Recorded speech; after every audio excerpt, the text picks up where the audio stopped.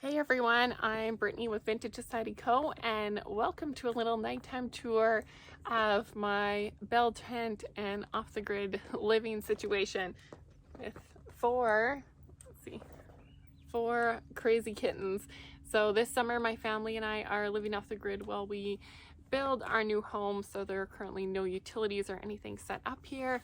I do not like holiday trailers, just never been one for the design, the shape of them, and for staying in it long term. Everybody that you hear that stays in them will never want to stay in them again. So I thought, let's set up a bell tent. We also have an enclosed snowmobile trailer where we kind of have some more things like little kitchen and stuff set up, but most of it is outside because the weather is so gorgeous at this time. So myself, my husband, our 3 boys, 2 cats, a dog, and 4 kittens. We moved out here and this is our home for the next few months. So I thought I'd give you a little tour of the bell tent and my thoughts on it up until this point. So I have never stayed in a bell tent before, never even been in one or seen one. So the instructions say that one person can set it up in a matter of a few minutes. It is so simple. So first off, our tent took a very long time to arrive. I was told it would arrive by a certain time. That just never happened. They happened to find like an extra one in the back of the warehouse, so they finally shipped that out. When it arrived, it came with no stakes, which for a bell tent, it is really only held up by that center pole, and then right above me, there is a little frame right here on either side, and otherwise, the entire tent is really held up by stakes that secure the outside by pulling the canvas really tight. So our tent came with no stakes. So luckily I live in a community now where their camping is very prevalent and very popular, so I was able to find some really good quality stakes, because you can't just use any old regular tent stakes because the canvas is so heavy.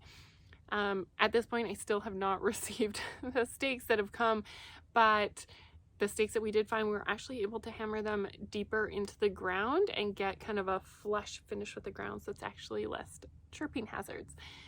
Next, this tent being set up in a matter of a few minutes, maybe if you had set up one of these things 100 times, you could just go through it and quickly set it up. But to get a really nice tight wall, like where the canvas is really smooth, as you can see on the side panels, it took my husband and I a few hours to get it set up. The first night we just kind of quickly set it up.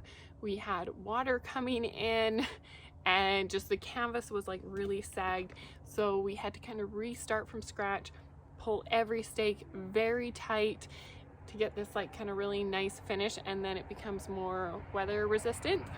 We do have a stove ordered as well for when the cooler months come, so that we can stay a little bit warmer with some wood heat as well. So I thought I'd give you guys a little nighttime tour because it's always pretty with twinkle lights, and this bell tent actually is a stargazer model, so the canvas actually comes off of the top so you can see up at the stars. Currently right now it is forest fire season, so it is extremely smoky right now, so no stars to be seen, but come on in and let's take a little tour of the bell tent. Welcome to our bell tent. So I know it's kind of dark, but I just thought it was nice to do like a little twinkle light tour. But as you can see, the canvas is pulled really tight, and that's because we took a lot of time pulling the ropes on the outside really tight. So when you come inside, we have a full queen size bed in here. There's tons of room for it. It's really nice having a full size bed, a nightstand. Need to bring another one. I didn't bring enough furniture for all of us. There was a lot of stuff to bring out. Then I brought a bench just for setting stuff on. We have some storage underneath the bench. One thing that is a really good idea if you're bringing a bed that's raised up, we just have some Rubbermaid bins underneath that fit underneath the bed for some extra storage. I also have this clothes rack, which was for my business, and it was taller, but it was made out of copper piping, and so because it was made in sections, I could actually take a section out, and now it's like this nice little clothes rack, and it worked out perfectly. With a dirty laundry hamper, which I need to go to the laundromat because of course no washer and dryer or running water, so everything has to go to the laundromat.